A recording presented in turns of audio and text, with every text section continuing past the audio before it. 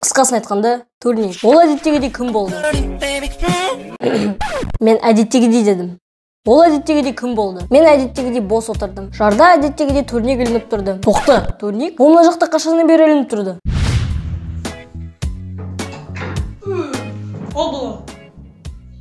Мен осы турникті ілдім, енді сол турникті дұрыстап пайдаланып, шпат снайгер бол. Түсінікті. Сол уақытта менің інім келген.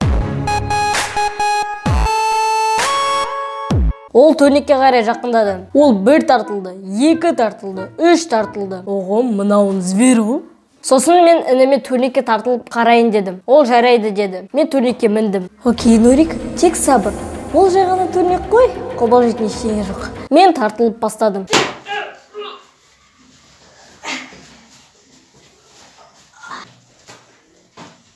Аға, одан да компьютерімді шеш. Мен інімнен ұялып қалдым. Мынауын қайдан үйренген тартылуды? Мен Даниярдан қалай тартылуды үйрендің деп сұрадым. Ол маған алақандағыдай деген. Ну жақсы, айтқың келмей ме, айтпай-ақ қой. Өзім үйренем. Мен турникке міндім, тартылдым. Оғы, нормально тартылыппын ғой. Енді күн сайын сөйтіп үйрене берсем, менен күшті турникмен шығайын деп жүр ғой. 2 ай өтті. Мен тұрдым. Сағат таңғы 5:30 болды. Мен 45 рет отжимания істедім. Кейін 25 рет пресс істедім. Пробежка жасадым. Қатты шөлдедім, су іштім. Енді турник қалған. Інімді шақырдым, қара дедім. Турникке міндім, 20 рет тартылып тастадым. Інім таңғалуда.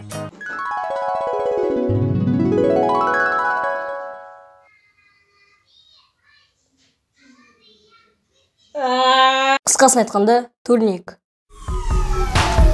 Барлығы әлем, прикольчик детсәлем.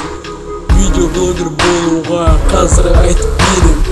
Ең алдымен сендерге бір ат керек. Бірақ дәм болсын атта ешкімге керек емес. Мысалға жақсы қазақ 005. Одан да үйге барды нанды кес.